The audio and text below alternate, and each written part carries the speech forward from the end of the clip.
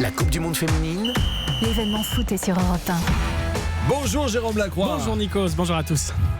Au Comment sommaire ça va ce matin, très bien et vous? En pleine forme. Au sommaire, une studieuse veillée d'armes France-États-Unis demain, quart de finale, l'un des plus grands rendez-vous de l'histoire de l'équipe de France féminine. Des Américaines championnes du monde en titre, référence, parfois taxées d'arrogance. Et non, elles ne sont pas invincibles. Vous entendrez l'analyse de Sandrine Roux, l'ancienne bleue, consultante Europe 1. La Coupe du Monde féminine. Europe 1, radio officielle. Excité à l'idée d'aller à la Maison Blanche? Je n'irai pas à cette putain de Maison Blanche, non. Je n'irai pas à la Maison Blanche. On ne sera pas invité de toute façon. Vous ne serez pas invité. J'en doute. Mais d'abord, c'est l'histoire de la footballeuse qui ne portait pas dans son cœur le président de son pays. Passe d'armes par médias interposés hier entre Megan Rapinoe, l'une des stars de la sélection étoilée, adversaire demain de la France en quart de finale, et Donald Trump. La joueuse juge le président misogyne et raciste et elle assure qu'elle déclinera une invitation à la Maison Blanche en cas de nouvelle consécration américaine. Tweet réponse tac au tac de Trump hier. Elle ferait mieux de gagner avant de parler. Ambiance. Il répond, il lâche rien.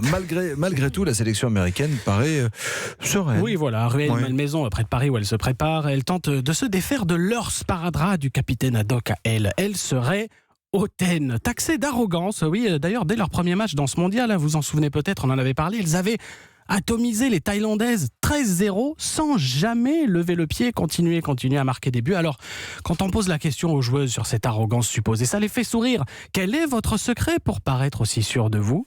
Réponse presque gênée de la milieu de terrain, Samantha Mewis. Je sais pas.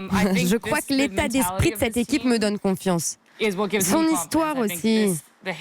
J'ai grandi en regardant ces joueuses, en les idolâtrant. Et une fois que tu es là, tu représentes ce pourquoi toutes les joueuses se sont toujours battues. Le fait d'être dans cette équipe, marcher sur les pas de tant de joueuses passées et actuelles, c'est ce qui donne confiance et c'est ce qui fait que notre sélection est là où elle est aujourd'hui. Et petite incertitude ce matin côté américain. Dans quel état de forme se trouve la superstar Alex Morgan, la buteuse, auteure d'un quintuplé au premier match? Et depuis, plus rien. Elle n'a plus marqué. Elle avait été légèrement touchée à un genou jeudi dernier contre la Suède. Côté bleu, en revanche, aucun bobo n'est à déplorer. Aujourd'hui, 17h, Clairefontaine, dernière séance d'entraînement avant le choc. Toutes les joueuses devraient être présentes. Cette semaine, on a tout fait pour préserver les organismes. Côté sportif allégé, chaleur oblige.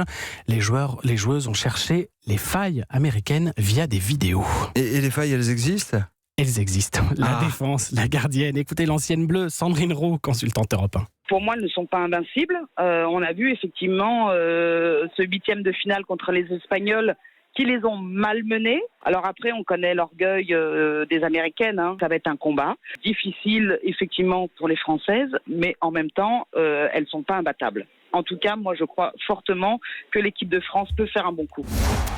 France et États-Unis, pour une place en demi-finale du mondial. Demain soir, et soirée spéciale sur Europe 1, match en intégralité. Les travées du Parc des Princes seront pleines une nouvelle fois. Et les tickets se revendent maintenant sur le marché parallèle à des prix parfois exorbitants de 400 à 5000 € la place. Attention, l'organisation du mondial alerte, ne vous faites pas avoir. À noter ce soir, le premier quart de finale, Norvège-Angleterre, 21h.